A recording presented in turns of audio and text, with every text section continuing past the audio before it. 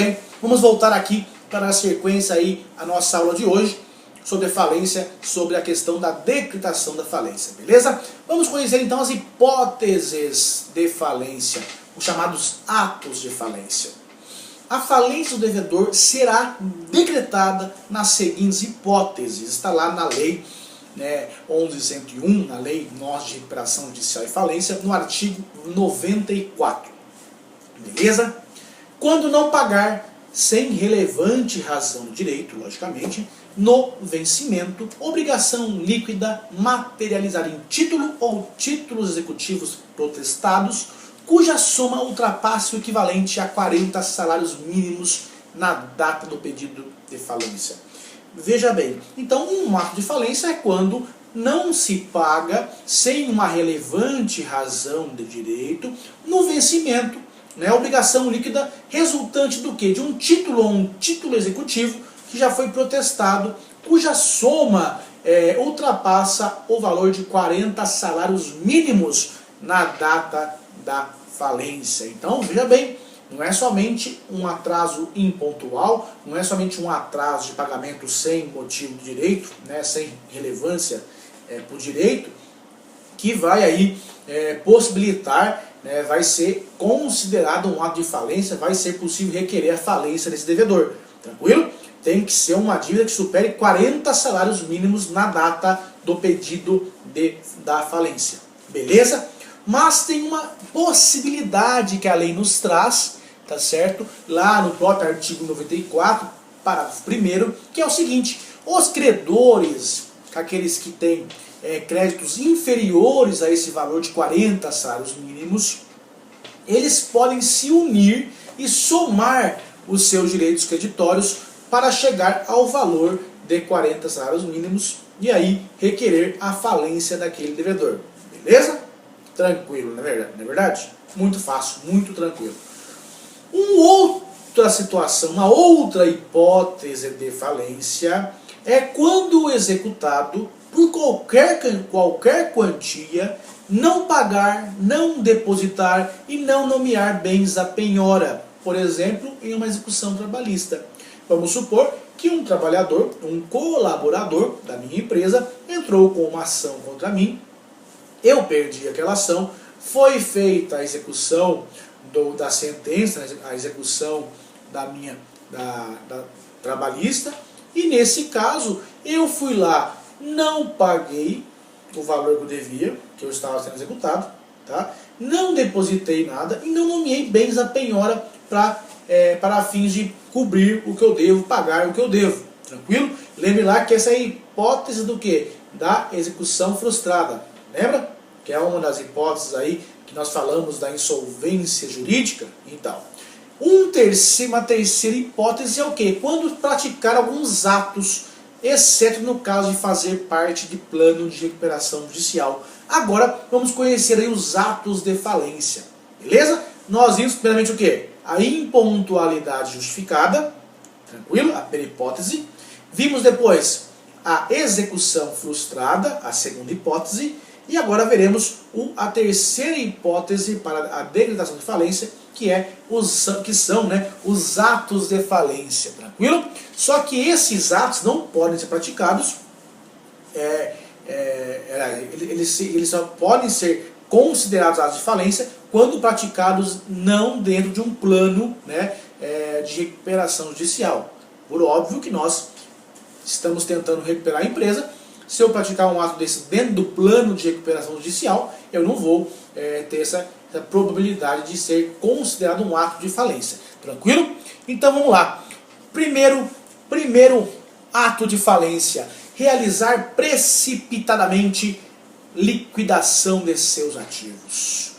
Pode ser o caso de um empresário vender seus bens visando promover o encerramento na junta comercial, o que não impedirá a sua decretação de sua falência. Eu estou lá devendo muito dinheiro, estou numa crise, mas eu tenho dinheiro para me viver aí um bom tempinho no meu bolso, minha família, posso ir para a Europa, posso ir para os Estados Unidos, qualquer lugar. O que eu vou fazer? Vou vender todo o meu ativo, vender meu maquinário, vender a minha sede, vender meus veículos. Para quê? Para levantar dinheiro, encerrar lá na junta comercial a minha empresa e ó, escapuli, não é verdade? É um exemplo. Esse é um ato de falência. Por quê? Porque ele está ali realizando uma venda precipitada, uma liquidação precipitada de seus ativos. Tranquilo? Um outro ato de falência é tentar retardar pagamentos ou fraudar credores. Um terceiro ato de falência é transferir o estabelecimento sem consentimento de credores. Lá no Código Civil, em seu artigo 1145, há a previsão que na alienação de estabelecimento comercial, ao empresário deverão restar bens suficientes para saldar suas dívidas. Caso contrário, ele deverá pedir anuência de todos os seus credores. Então, se eu vou vender o meu estabelecimento comercial, tá certo? Eu tenho que vendê-lo e sobrar um dinheiro para quitar todas as minhas dívidas. Caso contrário, eu tenho que ir lá e pedir anuência para os meus credores. Se eu não fizer isso, eu vou estar cometendo um ato de falência. E se alguém descobrir, e vão descobrir, não é verdade, vai lá poder requerer a minha falência no juízo.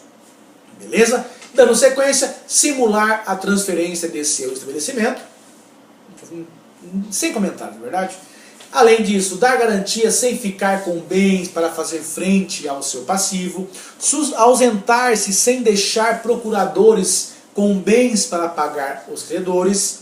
Deixar de cumprir no prazo estabelecido, né, o plano de recuperação judicial. Nós vimos lá que uma das possibilidades de haver a convolução de recuperação e falência é quando? É quando deixa-se de cumprir no prazo estabelecido no plano certas ações, certas medidas, e isso pode gerar a convolução e falência, e além disso, a pessoa pode ir e pedir essa falência também do devedor. Tranquilo?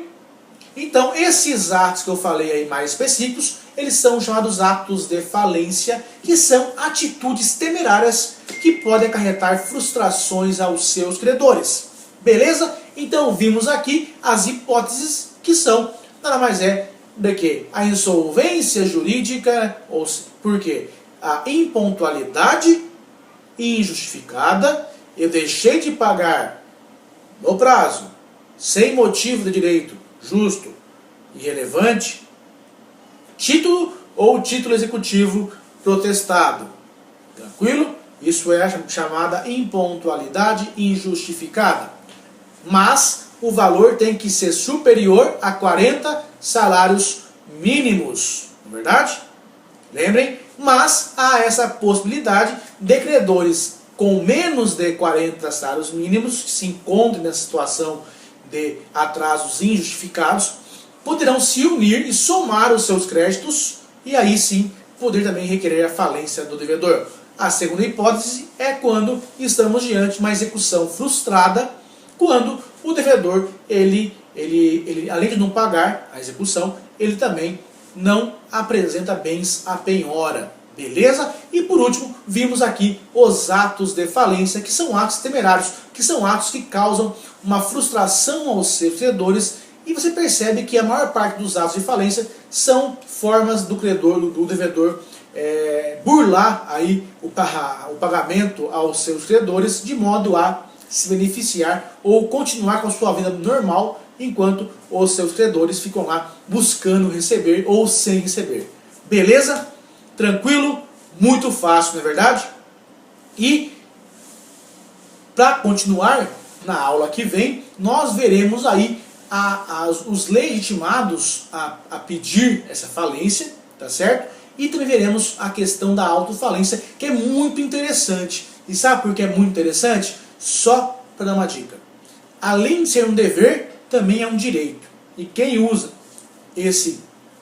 essa autofalência de forma responsável e correta e séria, tem até alguns benefícios muito interessantes quando você está aí numa insolvência jurídica. Tranquilo? Muito obrigado então, pessoal, e até a próxima aula. Até mais. Tchau, tchau.